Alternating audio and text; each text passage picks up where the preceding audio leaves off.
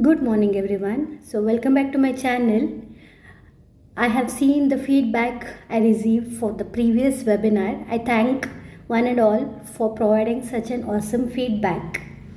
In that feedback, I'd also asked about the various new things which you guys want and which I'm planning to introduce in my channel. So those who had attended my webinar are already familiar with the new things which I wanted to introduce. For those who have missed it, let me just have a quick look at what you are expected from my channel in the near future. So first and foremost, I would like to bring about what's new in ID. So what is this about? So basically here I'll be discussing the few important articles or the journals and important reviews or any path-breaking article for that month. So this is going to be a monthly video. So it can be either as a video upload on my YouTube channel or as a live webinar. Second part I had asked was the chapter discussion. So as you all know, I had authored 10 chapters in the new book, that is the Essentials of Antimicrobial Stewardship, the clinical stewardship part. So in that I had authored on empirical therapy as well as targeted therapy against the GNB and the GPC, including the fungal infections. So I wanted to make it simpler. So all of you wanted the chapter discussion. So I'll be combining these two if possible. Next, important one was the case-based discussion, which I am planning in collaboration with other ID fellows and also those clinical microbiologists who are interested. Next, what I am planning is the infectious syndrome-based webinars or upload of the videos. So this infectious syndrome can be infective endocarditis, meningitis, typhoid fever. So again, I'll be planning monthly videos based on these. Last but not the least, I'll be having various YouTube shorts where I'll be discussing MCQs maybe.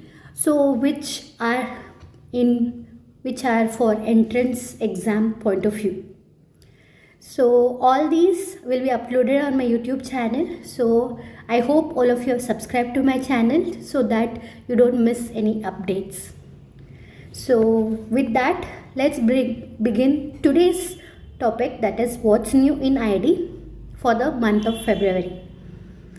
Without any further ado, let's get started. So what's new in ID for February 2023?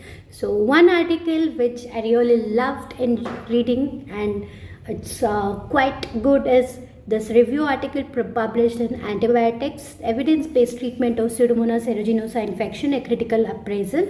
This was published on 16th of February. So first they discuss about the various infections caused by Pseudomonas, and the most common infection is VAP, in which the mortality is around 32 to 42%,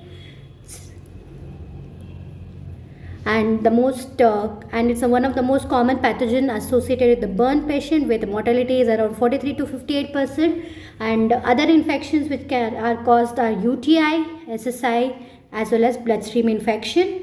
In UTI around 10 to 10% and 16% UTI in the ICU, and BSI is around 4%.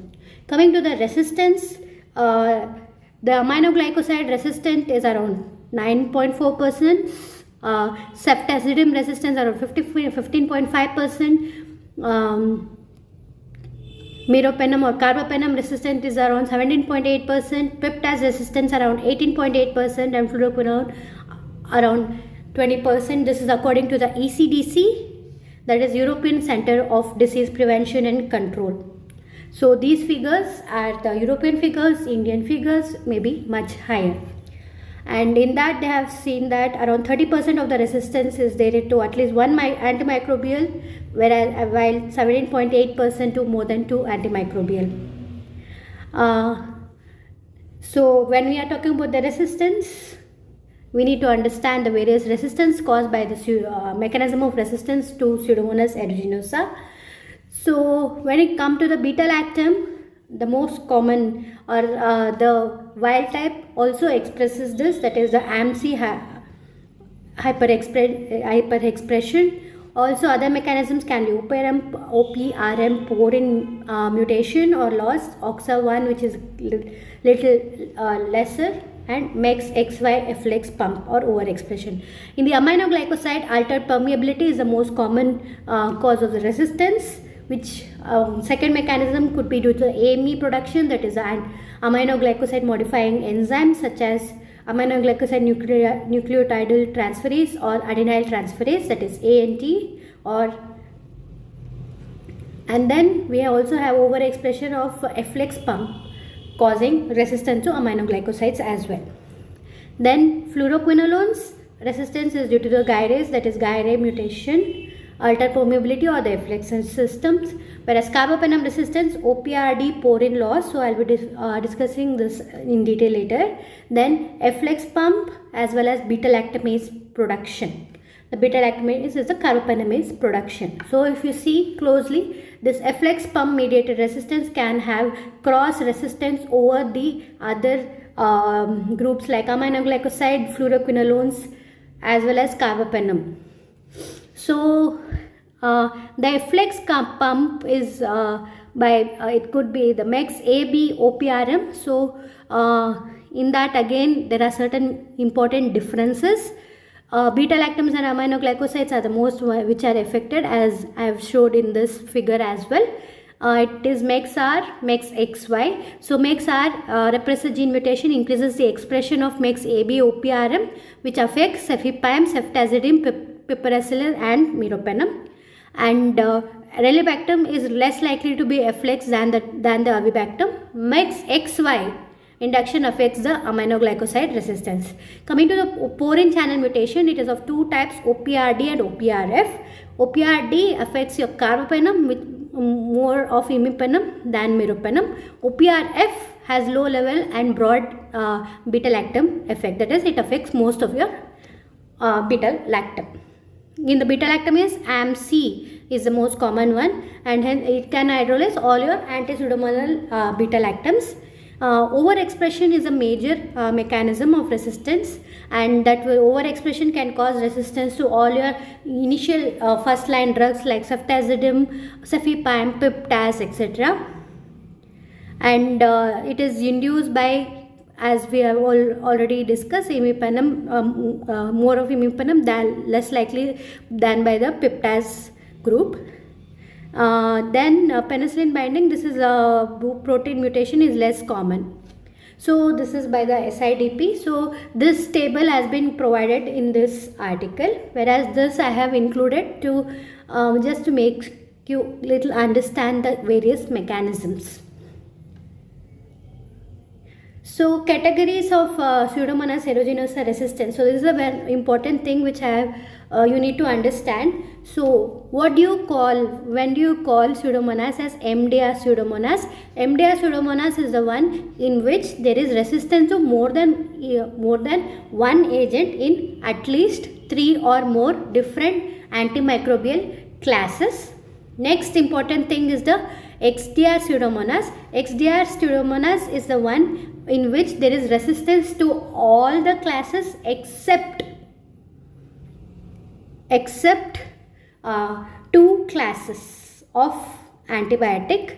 Then we have the difficult to treat Pseudomonas. This term was introduced in 2018, which means it is non-susceptible to the anti-pseudomonal agents like ceftazidime, cefepime, piptaz, aztreonam, meropenem, imipenem, as well as fluoroquinolones like ciprofloxacin and levofloxacin. So difficult to treat Pseudomonas is resistance to ceftazidime, cefepime, piptaz, aztreonam, meropenem, your carbapenem and your fluoroquinolone. Then carbapenem resistant Pseudomonas aeruginosa, this term has been used in ECMED guidelines for GNB MDR GNB treatment. It is resistance to the anti-Pseudomonas carbapenem. Again, this can be mediated by multiple types, porine mediated, carbapenemase, or the efflux pump, as we have discussed. So there is little difference. So these are the differences you need to know between the MDR, XDR, DTR and carbapenem resistant Pseudomonas aeruginosa. And obviously we have the pan drug resistant, where it is non-susceptible to all the antimicrobial agents. So this is again the flow chart I have provided in the book for easy understanding. So whenever we are suspecting Pseudomonas infection, so when we do suspect Pseudomonas related infection, so when there is certain risk factors like receptor broad spectrum antimicrobial therapy, mainly cephalosporin, fluoroquinolone and carbapenem, history of prolonged hospitalization is there, use of invasive devices like catheter associated infection, then patient is immunosuppressed, or current or prior admission to the ICU is there. So whenever there is certain risk factors for Pseudomonas, you will be suspecting it, and then you will assess the clinical status if the patient, whether the patient is is critically ill or in septic shock. And then you will also have to look at the various comorbidities like diabetes, COPD, moderate liver disease, immunosuppression, neutropenia, elderly, structural lung disease, trauma, organ transplantation, hemodialysis. So basically these are the various risk factors for acquisition of the Pseudomonas infection. So if there is no risk factors present and the infection is a BSI or VAP or skin and soft tissue infection, you will prefer carbapenem therapy followed by piptaz, cefepime or ceftazidime in the decreasing order.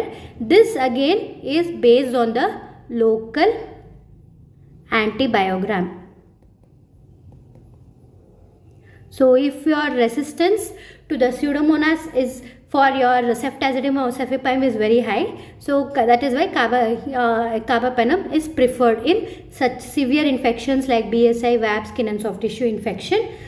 If it is a complicated UTI, again you can prefer the same agents, and if it is a patient is in sepsis, carbapenem is preferred over the piptaz, and because it is UTI, aminoglycoside and colistin can also be used empirically. So basically, if there is no risk factors like comorbidities or risk factors is present, a monotherapy, that is the major difference. Empirically, monotherapy will suffice for Pseudomonas. Now, if there is risk factors present and or if the risk factors is absent but the local antibiogram shows more than 25% isolates are resistant to ceftazidime, piptaz or carbapenem, your empirical therapy will be a combination therapy. So please note, I am talking here about the empirical therapy. So if there is risk factors and the resistance pattern is more than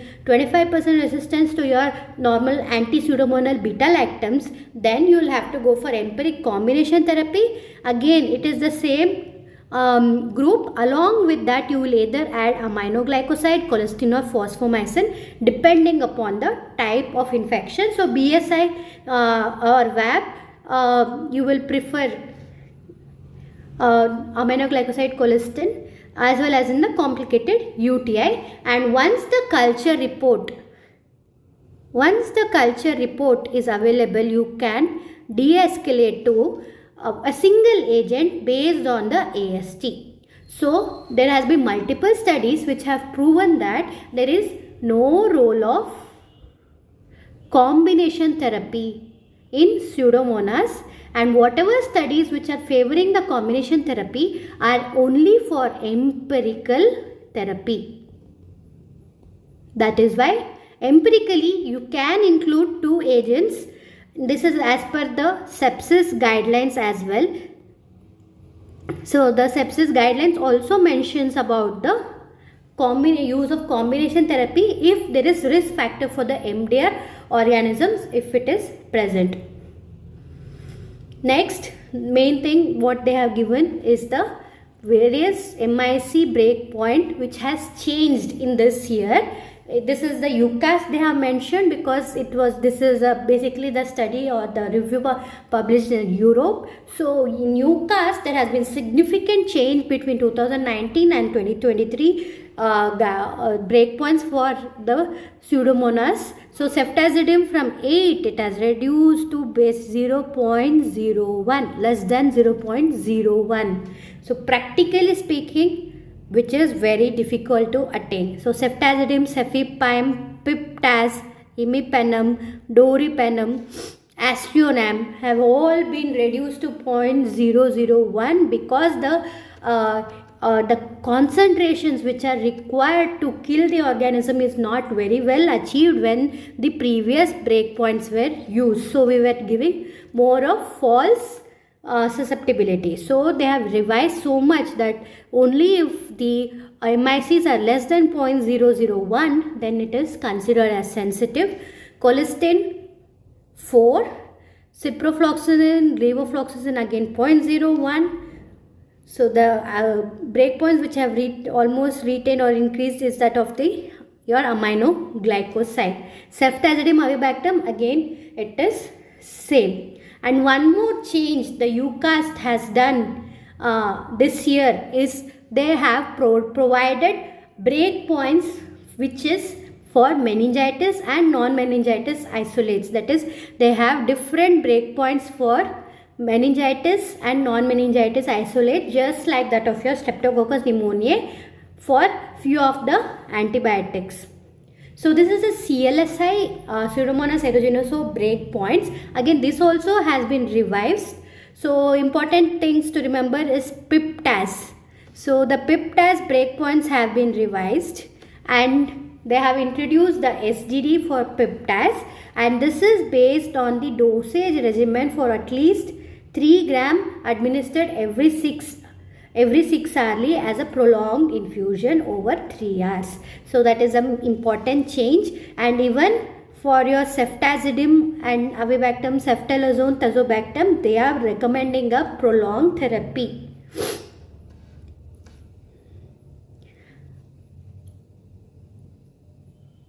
I'm not going to discuss every breakpoint, so the important ones I have just discussed. So how do you identify the resistance type? So this is always a clinical dilemma. When you get the culture report, the CLSI and the UCAS, CLSI says no need to test for the type of beta-lactamase.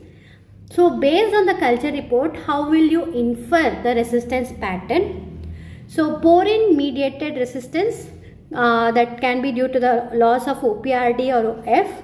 So they will affect in general imipenem, to some extent meropenem, but not other beta-lactams. So what are you understanding from this statement? That means the isolate tends to be resistant to your imipenem or sometimes to meropenem, but susceptible to the rest of your beta-lactam. So whenever you are seeing in a culture report it is sensitive to others, while resistance to your carbapenem, don't jump that it could be a carbapenemase producer. So in Pseudomonas the carbapenemase production is quite low.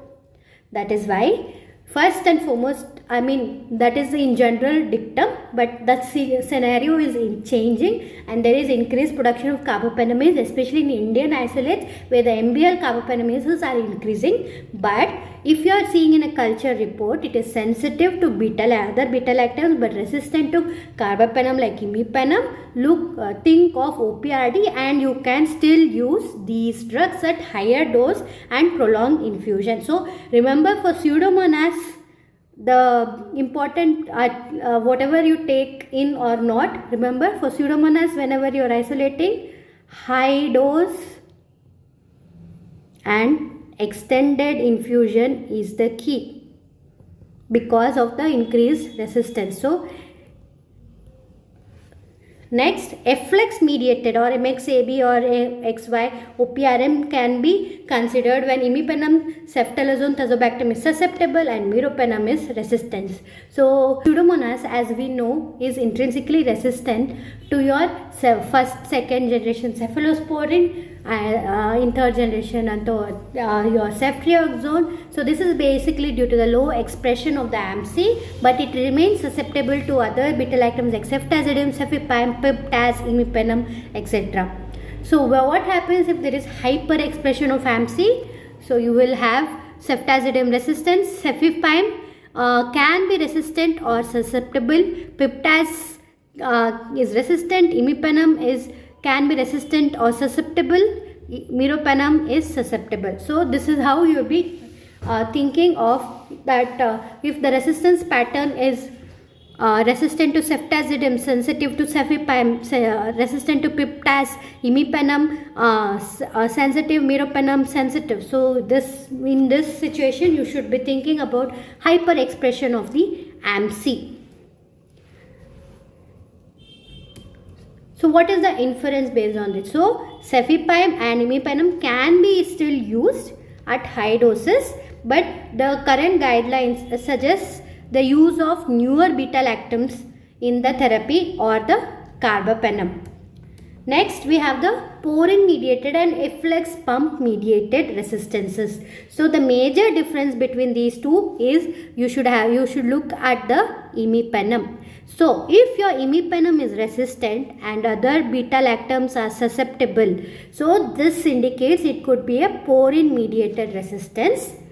If whereas in the efflux pump mediated resistance, your imipenem can be sensitive and others will be resistant. So the clue is, imipenem resistant, meropenem resistant, but your ceftazidime or the lower beta lactams are sensitive. To think about porine mediated. In efflux, the lower anti-pseudomonals are resistant. Imipenem is sensitive, meropenem is resistant. Sometimes it could be sensitive as well, but this is the scenario we'll be thinking of efflux pump. Last but not the least is the carbapenemase production. So carbapenemase, so obviously all your beta lactams will be resistant. So how will you differentiate efflux pump from that of your carbapenemase? So as I mentioned, there can be discrepancy in the imipenem and meropenem. So that is why we need to test all the carbapenems. So why obviously there is no most of them places doripenem is not used, so that is why I have not included in this. Then how will you differentiate non-MBL and from MBL? Basically ceftazidime avibactam is sensitive in non-MBL, whereas it will be resistant in your MBL producer, and obviously you can put up the test. And imipenem cilastatin relebactam can be used in non-MBL, whereas in case of MBL producers all of them will be resistant. So the treatment or choice will become cefta-avi astrionam or cefiderocol.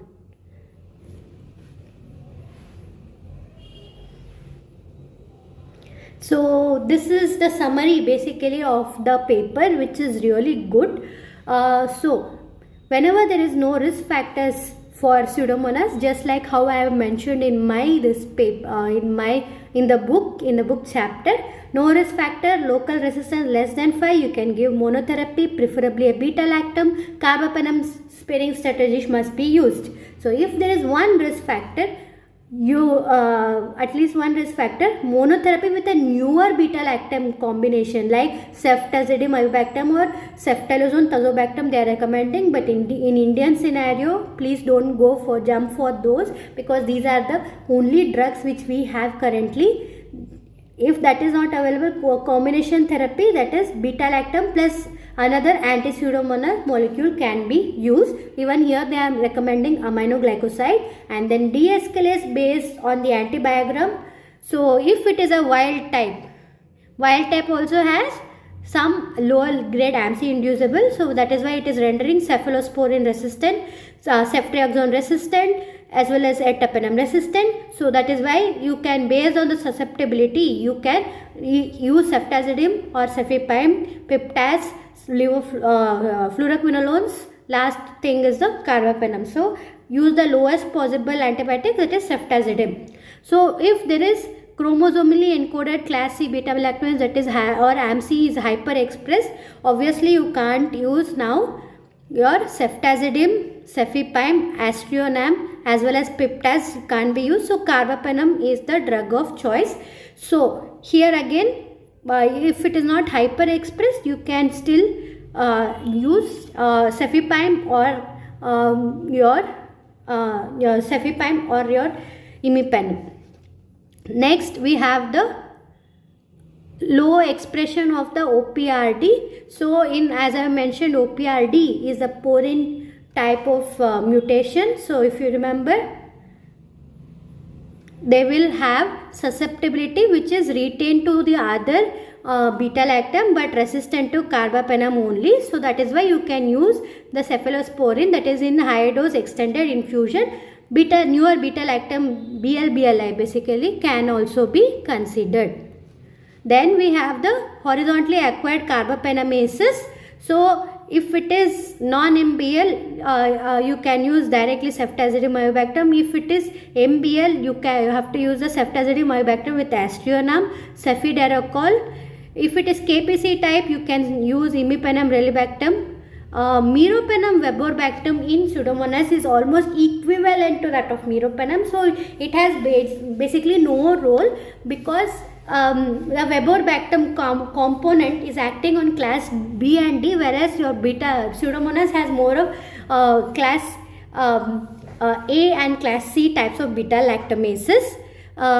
Then other antibiotics like aminoglycoside, colistin or fosfomycin can be tried with another antibiotic if the newer BLBLIs are not available. So what was the DTR Pseudomonas? As I have explained, it is resistant to ceftazidime, cefepime, aztreonam, piptaz and carbapenem as well as your fluoroquinolone. So in that case, as they have mentioned according to the IDSA, if it is complicated UTI or non-complicated UTI, if it is complicated UTI, you go for newer BLBLI or a single dose of aminoglycoside. If it is just cystitis, if it is non-complicated, again the same. If it is infections outside the urinary tract, ceftazidime, ceftalozone, tazobactam, ceftazidime avibactam or imipenem relibactam based on the availability. Alternative is the cefiderocol.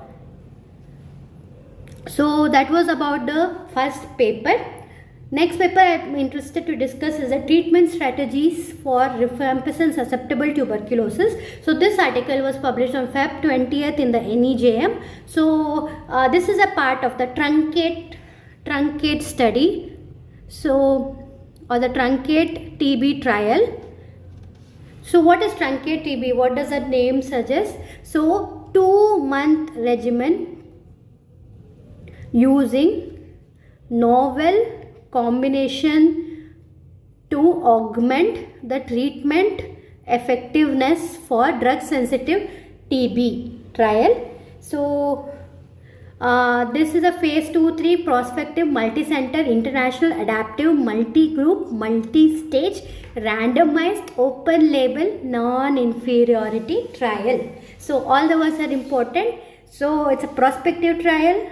Understood? Multicentric because there were multi-centers involved. It's international, adaptive. So why is it adaptive? So as and when the trial progressed, they have adapted or they have made changes accordingly. Multi-group, multi-stage. So why is it multi-group and multi-stage? So first part of the trial, they have analyzed various combinations which can be taken forward, and then in the second part of the trial, they have taken forward only certain groups of the so initially they have included 4 groups with a standard. Later they have included only 2 groups.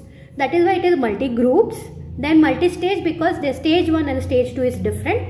Then RCT, open label non-inferiority trial. So non-inferiority meaning, so they don't want to prove that this is very effective. So just want to establish the non-inferiority. So recently all the trials, most of the trials are non-inferiority trial. So they will have a fixed, they would have set up a percentage. So if it is, so suppose the non-inferiority has in this trial is 12%. So if you are the difference between the standard as well as and the group or the control, the standard group and the group which under discussion, the difference is less than 12%, it is termed as non-inferior.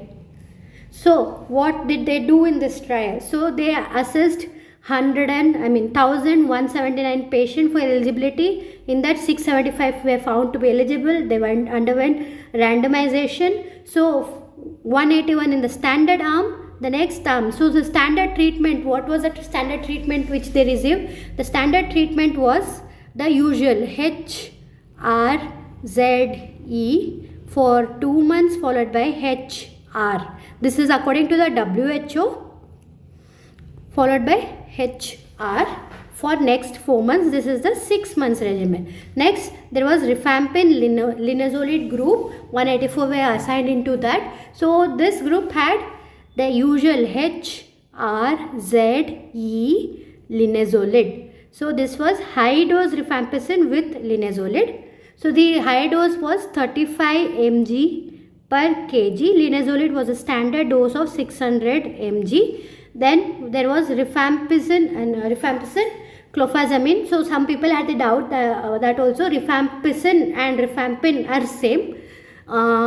Then this one again had HRZE. This is for the first. This is for the 2 months. That is 8 weeks. HRZE plus clofazimine. Then rifampicin linezolid. So rifampicin linezolid had H, rifampicin, Z. Instead of E, they had levofloxacin plus linezolid. Then bedaquiline linezolid had HRZE plus bedaquiline plus linezolid. So these were the different arms of the trial. Then in that there were few of them withdrew the consent or died. So this was the after removing the consent part, which were evaluated, all the people who could be evaluated were included in the intention to treat analysis. That was 184 people in standard treatment, 184 in rifampicin linezolid, 78 in rifampin clofazimine, 42 in rifampicin linezolid, and 189 in bedaquiline linezolid arm. Then after that, so what is then? There were few people who were excluded from the per protocol. So per protocol is meaning as per the protocol they were assessing the CBNAT positivity. So here they have just looked at the clinical scenario with the inclusion criteria was 18 to 75 years